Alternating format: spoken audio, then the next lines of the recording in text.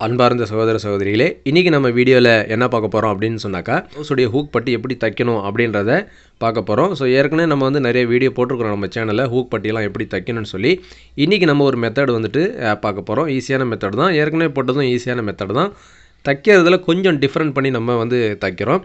So அதை பற்றி தான் இந்த வீடியோவில் பார்க்க போகிறோம். வீடியோவை ஸ்கிப் பண்ணாமல் பாருங்கள், அப்போ தான் உங்களுக்கு புரியும். நம்ம வீடியோக்குள்ளே போகிறதுக்கு முன்னாடி நம்ம சேனலை இது வரைக்கும் நீங்கள் சப்ஸ்கிரைப் பண்ணலைன்னா சப்ஸ்கிரைப் பண்ணிங்க. கூட பக்கத்தில் இருக்கக்கூடிய பெல் ஐக்கனை ப்ரெஸ் பண்ணி ஆல்னு செட் பண்ணிட்டீங்கன்னா நான் போடக்கூடிய வீடியோஸ்லாம் உங்களுக்கு நோட்டிஃபிகேஷனாக வரும். வாங்க இப்போ நம்ம வீடியோக்குள்ளே போயிடலாம்.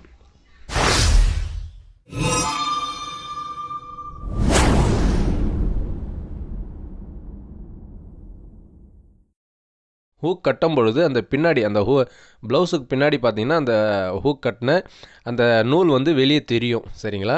ஸோ அந்த மாதிரி வந்துட்டு தெரியக்கூடிய காரணம் என்னன்னு சொன்னாக்கா, நம்ம ஹூக் பட்டி தைக்கும்பொழுது மெலிசான துணி வச்சு, அதாவது 2 அடுக்கு துணி மட்டும் வச்சு தைக்கிறதால சில நேரங்களில் பார்த்திங்கன்னா வெளியே வந்து நூல் தெரியக்கூடிய ஒரு வாய்ப்பு இருக்குது. அது மட்டும் இல்லாமல் அந்த ஹூக்கை கூட பார்த்திங்கன்னா டைட்டாக நம்மளால் கட்ட முடியாது. ஸோ அதுக்காக நம்ம எப்பயுமே எப்படி தைப்போம் அப்படின்னு சொன்னாக்கா, ஹூக் பட்டி வந்துட்டு 3 இன்ச் எடுத்துக்குவோம். ஸோ 3 இன்ச்சு அகலத்தில் நமக்கு தேவையான அகலத்தில் எடுத்துக்குவோம். லென்த்து பொறுத்தளவுக்கு பார்த்தீங்கன்னா இந்த பக்கமும் எக்ஸ்ட்ரா நம்ம எடுத்துக்குவோம். அதாவது பார்த்திங்கன்னா ஒரு 3/4 இன்ச் நீங்கள் எக்ஸ்ட்ரா விட்டால் போதும். ஆனால் அகலம் பார்த்தீங்கன்னு சொன்னாக்கா உங்களுக்கு ஒரு 3 இன்ச் நம்ம வந்து எடுத்துக்கணும் கம்பல்சரி. இந்த மாதிரி 3 இன்ச் எடுக்கும்பொழுது நமக்கு அந்த ஹூக்கை வந்து நம்ம ஸ்டிச் பண்ணும்பொழுது நமக்கு ஈஸியாகவும் கட்டுறதுக்கும் நல்லா டைட்டாக கட்டலாம். அதே மாதிரி வெளிப்பக்கம் வந்து அந்த நூல் தெரியாத அளவுக்கு நம்ம வந்து கட்டலாம். இப்போ நம்ம 3 இன்ச் கிளாத் எடுத்துருக்குறோம். நம்ம எப்பயுமே தைக்கிற மெத்தட் என்ன அப்படின்னு சொன்னாக்கா, இந்த மாதிரி வச்சுட்டு சென்டரில் இந்த மாதிரி சென்டர் கனெக்ட் பண்ணி இப்படி நம்ம வந்து தையல் போட்டு அதுக்கப்புறம் திருப்பி மேல் தையல் போட்டு திருப்பி நம்ம தைப்போம். இது நம்ம ஏற்கனவே நிறைய வீடியோ போட்டிருக்கிறோம்.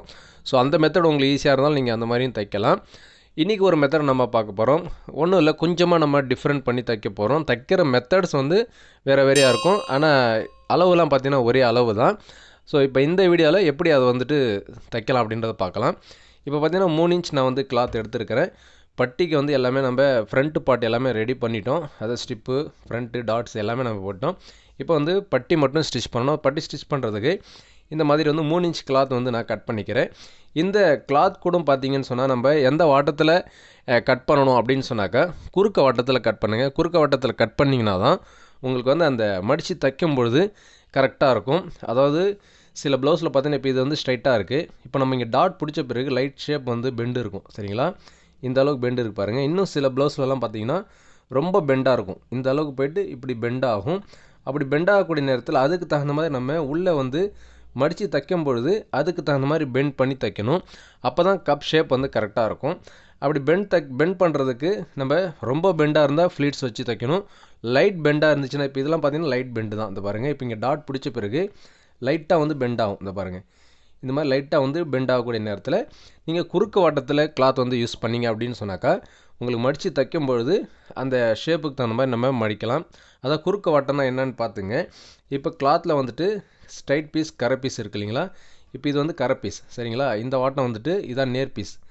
இது வந்து குறுக்க பீஸு. குறுக்க பீஸுன்னு சொன்னால் கொஞ்சம் லப்பர் மாதிரி இருக்குது பாருங்கள். கொஞ்சம் நீங்கள் கிளாத்தை வந்துட்டு இந்த மாதிரி பண்ணி பார்த்தாலே தெரியும். இந்த பாருங்கள், இந்த மாதிரி லைட்டாக லப்பர் மாதிரி ஆகுது பாருங்கள். இந்த மாதிரி லப்பர் மாதிரி ஆச்சுன்னா இது வந்து குறுக்க பீஸு. அதே மாதிரி இந்த மாதிரி டைட்டாக இருந்துச்சுன்னா இந்த வாட்டம் வந்து ஸ்ட்ரைட் பீஸு, சரிங்களா? இதை நீங்கள் கவனத்தில் வச்சுட்டு அந்த அடிப்படையில் நீங்கள் வந்து கட் பண்ணிக்கணும். அடுத்தது பார்த்தீங்கன்னா ஹூக் பட்டி பொறுத்தளவுக்கு சில பேர் பார்த்தீங்கன்னா ரைட் சைடில் யூஸ் பண்ணுவாங்க.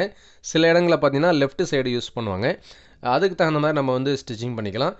இப்போ ஃபஸ்ட்டு என்ன பண்ணுறீங்கன்னு சொன்னாக்கா, இந்த 3 இன்ச் கிளாத்தை வந்துட்டு இப்படி மடிச்சிருங்க. இப்படி மடித்து இப்படி நீங்கள் தேய்ச்சி விட்டுருங்க. இப்படி நீங்கள் தேய்ச்சி விட்டாலும் விட்டுக்கலாம், இல்லை இதுக்கு ஓரத்தில் நீங்கள் ஒரு தையல் போட்டாலும் நீங்கள் போட்டுக்கலாம். இப்போ இந்த மாதிரி தேய்ச்சி விட்டுட்டு என்ன பண்ணுறீங்கன்னா, இந்த மாதிரி கரெக்டாக வச்சுங்க. கீழே பார்த்தீங்கன்னா ஒரு 3/4 இன்ச் கேப் விட்டுருங்க. 3/4 இன்ச் கேப் விட்டுட்டு இப்படி கரெக்டாக இந்த மாதிரி வச்சுருங்க. வச்சுட்டு இப்போ இதில் வந்து நம்ம மிதியட தையல் போடணும்.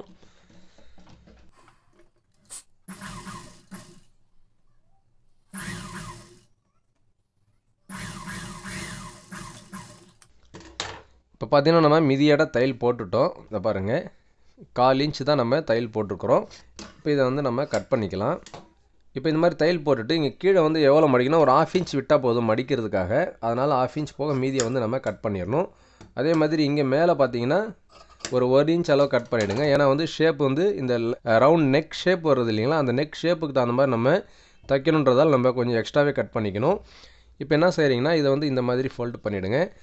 இந்த மாதிரி மடித்து விட்டுட்டு இது நல்லா இந்த மாதிரி சரி பண்ணிவிடுங்க. சரி பண்ணிவிட்டு இப்போ இதில் வந்து ஓர தையல் போடணும்.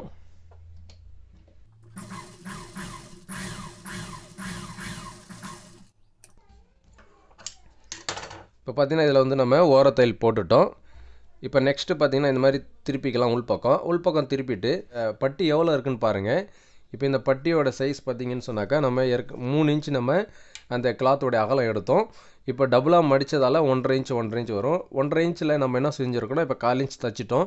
1/4 இன்ச் தைச்சிட்ட பிறகு இப்போ மீதி இருக்கிறது 1.25 இன்ச் துணி. இதை பாருங்கள், இப்போ நான் வந்து டேப் வச்சு காட்டுறேன். கரெக்டாக 1.25 இன்ச் இருக்குது பாருங்கள். இப்போ இந்த 1.25 வந்துட்டு நம்ம பாதியாக வந்து பிரிச்சுக்கணும். இப்போ 1.5 இன்ச் இருந்துச்சுன்னா நீங்கள் வந்துட்டு 3/4 இன்ச் வந்து மடித்து தைச்சிக்கலாம். இப்போ இதில் வந்து 1.25 இருக்குது அப்படின்னு சொன்னாக்கா அந்த 1.25 வந்து பாதியாக பிரிச்சுட்டோம் அப்படின்னு சொன்னாக்கா உங்களுக்கு வந்து 3/4 இன்ச்சுக்கு ஒரு பாயிண்ட் கம்மியாக வந்துட்டு அந்த ஹூக் பட்டியோடைய அளவு வரும். அதுவே போதுமானது தான். இதை பாருங்கள், இப்போ கரெக்டாக இந்த மாதிரி மடிச்சுக்கலாம்.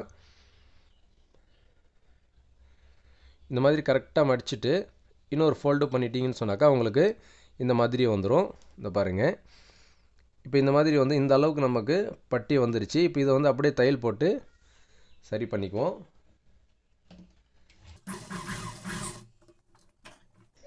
இப்போ இந்த மாதிரி நம்ம தையல் போட்டு கொண்டாந்து இங்கே நிப்பாட்டிட்டு அதுக்கப்புறம் இப்போ நம்ம இப்படி மடிக்கணும். ஒரே லெவலாக மடிக்கணும். நம்ம எடுத்து இங்கேருந்து அகலமாக அதுக்கப்புறம் அகலம் கம்மி இந்த மாதிரி தைச்சிடக்கூடாது. கரெக்டாக வந்துட்டு ஒரே லெவலாக நம்ம தைக்கணும். இப்போ நம்ம ஏற்கனவே சொன்ன மாதிரி தான் இந்த இடத்துல பார்த்தீங்கன்னா லைட்டாக வந்து பெண்டு ஷேப் வரும். ஸோ அந்த பெண்டு ஷேப்புக்கு தகுந்த மாதிரி இந்த பாருங்கள், இந்த மாதிரி வந்து நம்ம வளைச்சி தைக்கணும். இப்படி வளைச்சி தைக்கிறதுக்கு நீங்கள் இந்த மாதிரி குறுக்கு பீஸ் போட்டிங்கன்னா தான் உங்களுக்கு அந்த பெண்டு ஷேப் வந்து கரெக்டாக வரும். ஸோ இதை பாருங்கள், நான் வந்து ஆனால் லெவல் வந்து கரெக்டாக வச்சுக்கணும். அந்த 3/4 இன்ச்சுக்கு ஒரு பாயிண்ட் கம்மி இருக்கு இல்லைங்களா, இந்த பட்டியோட அளவு வந்து சரியாக நீங்கள் வச்சுக்கணும். சரியாக வச்சுட்டு ஆனால் நீங்கள் அந்த பெண்டு ஷேப் வந்து கரெக்டாக எடுக்கணும். இதை பாருங்கள், இந்த மாதிரி இந்த துணியை வந்துட்டு இந்த மாதிரி லைட்டாக இழுத்திங்கன்னா உங்களுக்கு அந்த பெண்டு ஷேப் வந்து கரெக்டாக வரும். அதே நேரத்தில் ஃப்ளீட்ஸ் விழுந்துடக்கூடாது. இந்த மாதிரி ஃப்ளீட்ஸ் வந்து விழுந்துடக்கூடாது. ஃப்ளீட்ஸ் விழாமல் இப்படி நீங்கள் துணியை வந்து சரி பண்ணிவிடுங்க. சரி பண்ணிவிட்டு நீங்கள் தையல் போட்டே வரணும். கரெக்டாக ஸ்டார்டிங்லேருந்து எண்டு வரைக்கும் பார்த்தீங்கன்னா அந்த ஷேப் அந்த பட்டியோடைய அளவு என்ன இருக்கோ அதே அளவு கொண்டு வரணும்.